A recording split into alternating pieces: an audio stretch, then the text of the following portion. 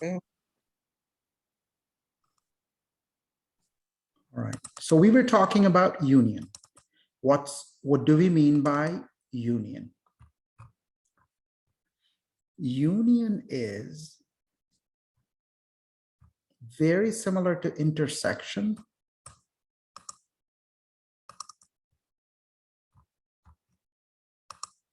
It has a subtle difference.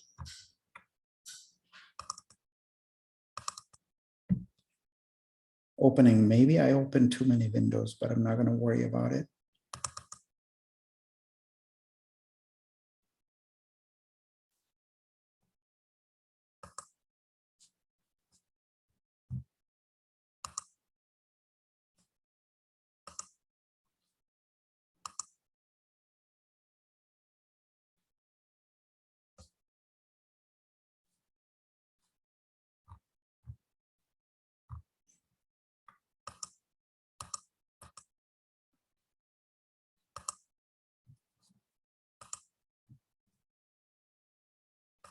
Okay, guys.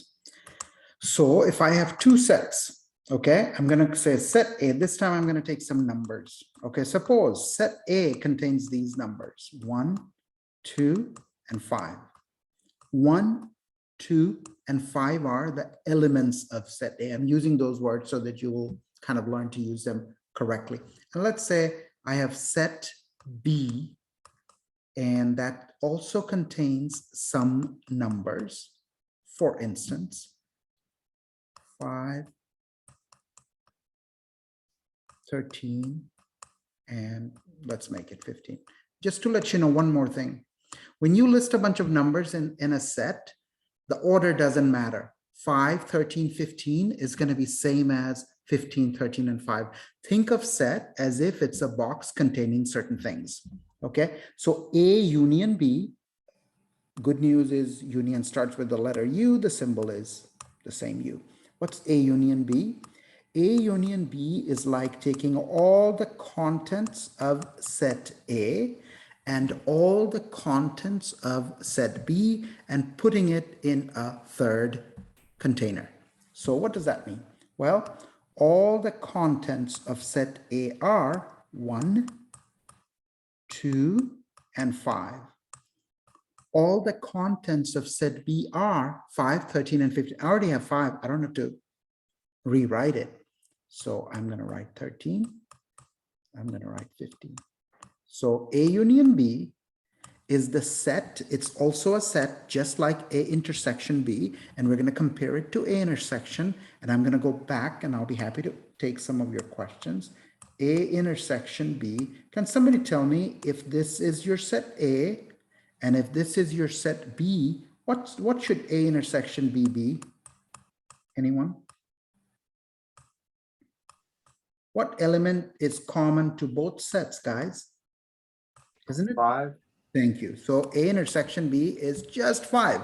The elements or element that are common to both sets is 5. And A union B is written like a U. That's our symbol for union. A intersection B is basically upside down U. So those are two important concepts we learned today. What kind of questions I can give you? To me, these are very easy questions. I can give you a set A, set B, ask you to find the union. I can give you a set A, set B, ask you to find the intersection. Let's pause there a little bit to see if we have any questions from you guys about union, intersection. And just to let you know, none of you probably had me. I won't ask you to define a lot of things. I'll ask you to do something that will have a numerical answer. I can ask you to, find the right answer if this is true, false, but most of the problems will have a numerical answer. Do we have any questions on A union B and A intersection B? One more thing to add, guys, and I'm going to try to write it nicely. The word intersection, I'm going to make the text bigger, don't worry. And the word and go hand in hand. And let's see. Make a little bigger. And I'll tell you why they do, okay? And the word union goes with the word or. So we have two examples here. The word union is associated with the word or, English word or. It's very common, okay? Some people use these terms interchangeably. They don't say A union B, they say A or B. Some books. They don't say A intersection B, they say A and B, okay? So you want to understand that. So that's why it's in block letters, all capital. And if you look at the definition of intersection, you're going to see the same thing. They put a big A and D there. Now, the reason these terms are associated, because if I say A intersection B, you're really asking what elements are in A and in B. Okay? If I ask you to find A union B, you are really asking what elements are either in A or in B. Okay, that's why the word or goes with union and the word and goes with intersection. Let's pause here a little bit to see if you have any questions, guys.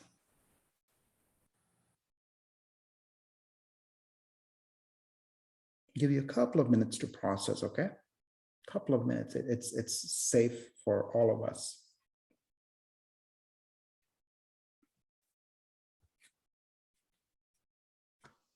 So just for clarification, we're finding what matches with A and B in the A union B. Could you repeat your question once again? It's your microphone. So once again, are we looking for what intersects with A, B, and A union B? No, not really. We have two sets there. Okay, A is a set and B is a set. Okay, A union B means what's either in set A or in set B. Basically, to find the union, you take everything in set A, everything in set B, put it in the same container. Okay? Okay. And A intersection B, I wanted to compare it. We did it before the computer mishap. A intersection B is a different concept, and I will go back and show you the definition. It means what elements are in set A and set B. Let me give you one more example, okay? Let me give you one more example. I think that'll clear it. All right. So let me give you one more example. So this time, I'm going to make my set a little different. Okay, let's say set A is I'm going to take it P. Why don't you guys do it with me? Anybody? Okay, and don't worry, I'll make it bigger. It's just a.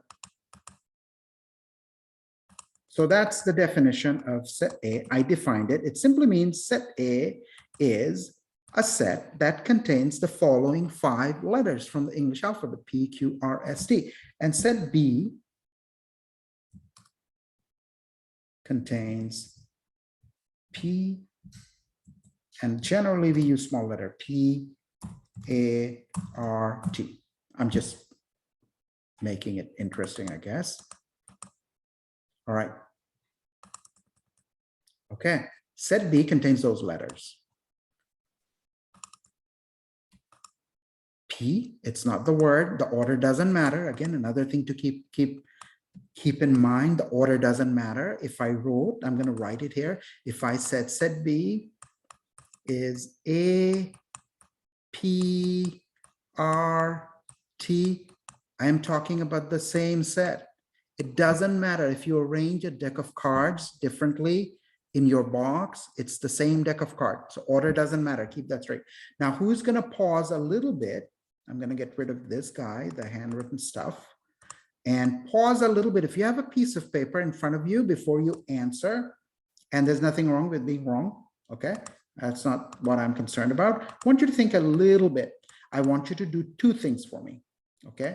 Find very carefully A union B, which would be all the elements in set A, all the elements in set B put together, except for you don't repeat anything twice. Okay, PP doesn't make sense.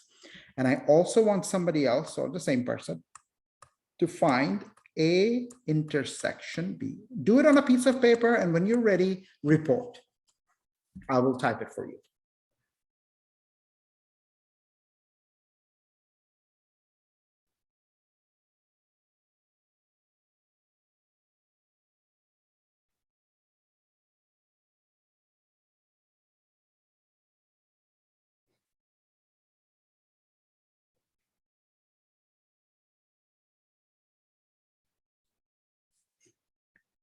Anybody has an answer, guys? Do you want the intersections first or where? Whatever you're comfortable with. If you think you have the intersection, you want to go with it, just tell me I have the answer to intersection. I'll write it for you. Or if you want, if you're okay with the annotation tool, you can go ahead and write it too. Wait, I can edit in this too? You can't, Zoom has an annotation tool like this. I'm using Zoom. Yes, let me see if I've allowed you. You should be able to actually, but that's okay. Tell me, we're going to eventually get used to it. Tell me what your answer is. For the first one, it'd be PQARST P. because P, Right. R, and T are repeated. PQRST. I wrote everything from set A, PQRST, but like you, tell me your name. I can't see. Tell me your name. Anna Marie. Okay, Anna Marie. You are saying what other letters you would add from set B to make it complete? Just the A. Very good. Would that be acceptable, guys? Would we agree with Anna Marie or not? Do we see that, guys? Yeah, Yes. I did the- Okay, so that's what we mean by union. All right, let me put the braces back. Okay, I know you guys will be taking the test on the online. You want to make sure you put braces. You can do all sorts of fancy things, X square, Y square. I'll make sure you can do it, but you want to put braces. Okay, who's going to tell us what they got for A intersection B? Very carefully. I got P, Mhm, R, mhm. and then T. Very good. Would that work, guys? What about the rest of you? Would you accept that? And who's the person talking, guys? It's Jack. Jack. Would we agree with Jack, guys? P, R, T are the letters that belong to both A and B. Remember, I said we use the word and with intersection, they go hand in hand. And P either belongs to A or B, Q either belongs to A or B, R here, we're talking about union, which is or belongs to A or B. And intersection goes with the word and. Let's pause there a little bit. Do we see, guys, how or and are connected to both concepts like union and intersection and what they mean?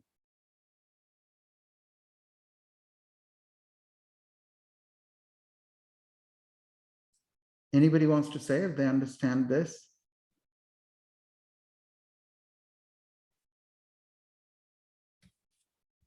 Are we losing you guys? I'm not hearing anything from anyone. Yes, we understand it. Good. So let's move to one more tiny concept. Okay, one more tiny concept. It's not difficult. I'm going to do this. I'm going to get rid of this. I'm going to change my set B. Okay. And it's going to, well, it's not going to confuse you guys, but it's moving on. Okay. What if I change my set B to PQRST? Very carefully. Okay, I am going to ask you to do the union, which is very easy actually. Go ahead, do the union, and I want one person to report A union B. And I also want you to do A intersection B.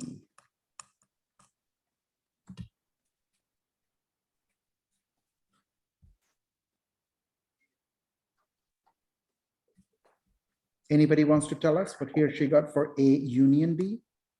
A union B is PQ, Jesus, I can't read, RSTAB. Very good. I know I change the order, but as you know, it doesn't matter. And my braces don't look very pretty, but is that acceptable, guys? Everything from set A, everything from set B, nothing repeated if they had anything in common, and we put them in the same box. Like it's like taking two decks of cards and putting them together. Is that go ahead, I'm listening.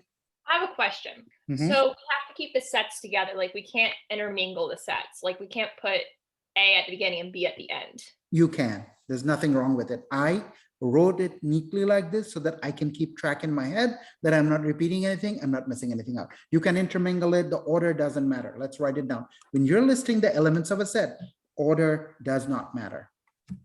Does that answer your question? Yes, just double checking. Thank you. That's okay. You can always double check it. Otherwise, I feel like I'm talking to myself. Order does not matter in sets. And let's write it down nicely so that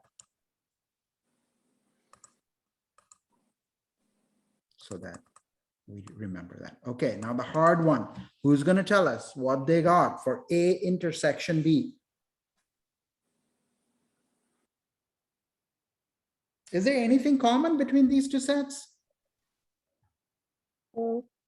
Nothing. In set A, I have the letters P, Q, R, S, T, fine. In set B, I have the letter A, comma B. It's called, this set is called the empty set. I'm going to write it nicely here. When you have nothing in common, it's a set. It's like an empty box. I'm going to call it the empty set. And we have a nice symbol for it, and you want to know what it's like. We run into empty sets, okay? We run into empty sets all the time, and I'll tell you how. We just ran into it right now, and this is how it's written. You can do it in two ways. You can just put braces, and then you say, oh, I have nothing to put in. That's okay. Okay, just two curly braces. Or you can use the Greek letter phi, P-H-I. Sorry, I'll do a better job. Okay, this is pronounced phi, and if you want to write it, that's how it's spelled. P-H-I. It's like pi. Pi is a Greek letter. This is a Greek letter. Again, don't do this. It's considered incorrect. Don't do this. I know I'm being recorded, and I'm going to put a little crosshair. That means that's wrong. Your empty set is either this or this. They're equivalent. What is the empty set? An empty set has nothing in it. Okay, so where do we run into it? We run into it all the time. Let's say I have a set of students from VSU. I have a set of students from Georgia Military College. And if nobody is enrolled into two different schools, I could say, you know, what's the intersection of these two? Sometimes students go to GMC and they come to VSU. So they will be the intersection, right? But sometimes there are no students in my class who are going to GMC. So I will run into empty sets. And here's another example of a scenario where you can run into empty sets. Those are the big ideas from sets, guys. Again, a little synopsis, a little summary: union, intersection, the empty set. If you know that, if I give you those questions on the exam, I think we have covered our bases in sets, but we're not done with the section. I'm going to pause here a little bit to see what kind of questions people have. And don't be shy, ask anything.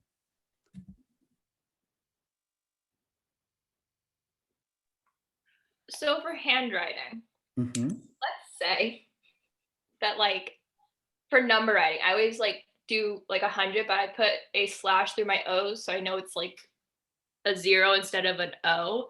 I can no longer do that, right? Okay. Good question. Good question. Now, I don't know. Now, if you could show me how you did it, I would know. Now, how do people put, I get your point. It's not a 0. So do you put the slash like this? This is really exactly like this? Well, no, it's just like just through the center of it. Like okay. just Okay. Yeah. Out of it. Yeah, But it'll confuse some people. It will confuse some people, but don't let that bother you too much. Just like the word bat. B-A-T, B-A-T, it depends on where you use it. If you put in the context of set a phi, I know you're not talking about 0. I would know. So I don't think it's a major issue. It's a good point. Everything in the world is a little confusing, and that's okay. We still survive, right? The best example is bat. If I say I'm playing with a bat, If I say I'm scared of bats, you know what I'm talking about. So same thing, I wouldn't worry too much. And the good news is, you know, online, it's not going to be an issue. But anyway, what other questions do we have, guys?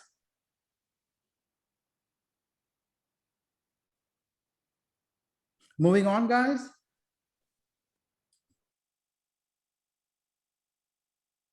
Are we okay? Moving on to the next topic? Yes, sir. Okay, wonderful. Yeah. Okay, so we have wrapped up sets. Okay, this is something I know you guys know. Okay, and I'm gonna take this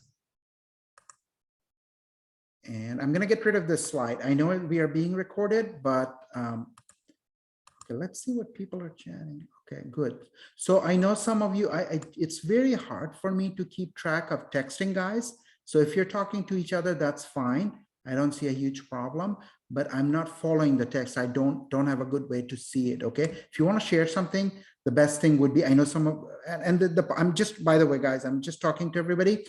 It's a little hard for me to follow the text. If you're in a place where you can't talk, I understand, but we'll see. The best is just to say, yes, I get it. I know some of you are responding to my questions, I believe. All right, guys. Okay. The concept here of absolute value is very easy. But when you put these symbols, people get a little confused. I'm going to first go over the concept of absolute value so that you know what we're talking about. It simply we use two vertical lines to denote it, just like here. Okay. And the concept is very easy. So absolute value of a negative number is basically you ignore the negative number and make it positive.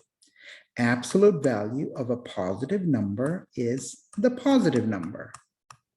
And the absolute value of 0 is 0. That's the concept, nothing too fancy. Why do they write it like this? Why do they make it so difficult for us? This is why. Sometimes if I give you -2 in grade 8, grade 9, you probably did that. Of course, that's easy. You don't need to know this fancy definition. But now I can give you X and you don't know what X is. Is X negative? X is positive? So what's going on here? Now, this is something you know that -2 times -3 is +6. Okay, -2 times +3 is -6. So if one number is negative, one number is positive, when you multiply, you get negative. When both are negative, the product is positive. And of course, this one everybody knows, 2 times 3 is 6. It's not something we are going to use it, but I know you guys know this. So this hopefully we are okay with. I'm going to erase this. It's the stuff I wrote in this box will be erased unless you say, no, I don't agree with you, or can you explain it again? Okay. So that's something you know. I just wanted to put it out there. Now, why do they write it like this? Well, guys, if X is, you also know this, okay? 2 is less than 3. That's how we write it, okay? The 0.1 is closer to the smaller number and the 2 points are closer to the bigger number. That's how I keep it straight, okay? People have all sorts of, these are called mnemonics, all sorts of mnemonics. The alligator, it's the bigger number, blah, blah, blah, whatever works for you. Okay, so this means 3 is less than or equal to 4. This is also true. When you put a little line here, you mean it could be equal and it could be less than. So that's a true statement. And this is also true. 4 is less than equal to 4. Clearly 4 is equal to 4. So if I say less than equal to, I'm right. I'm not wrong. Now I'm going to write a wrong statement here. Okay. This is false. This is false. 2 is not greater than, 2 is not equal to 3. So this is wrong. You don't write it. So these are called inequality signs. I'm going to see if I can write it nicely. It's something you guys know. It's not in our book, but we know you guys know it. And that's the term we're going to use.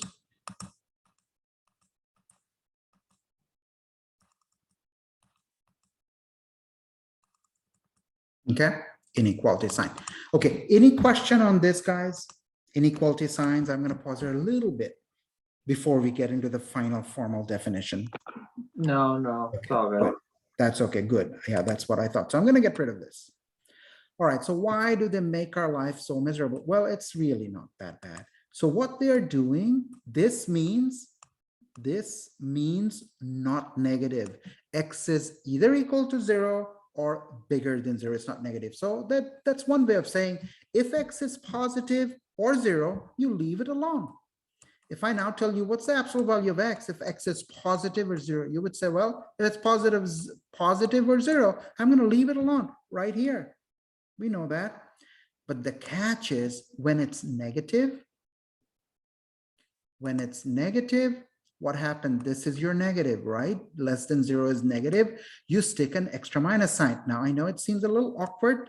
This X looks like a positive X, but we don't know what X is. X could be -2, right? X could be -3. You don't know. You can assume it's positive. But if the question right here says X is negative, you stick a negative sign. Why? This negative and the negative embedded in X will make it positive.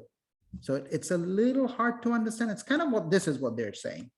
They're saying, okay, I want you to find the negative absolute value of -2. According to your definition, you're supposed to stick an additional negative sign. And what happens with negative and negative? Remember, it becomes positive. So the answer is 2. That's all they're trying to say. That's the concept. That's the formal definitions explanation.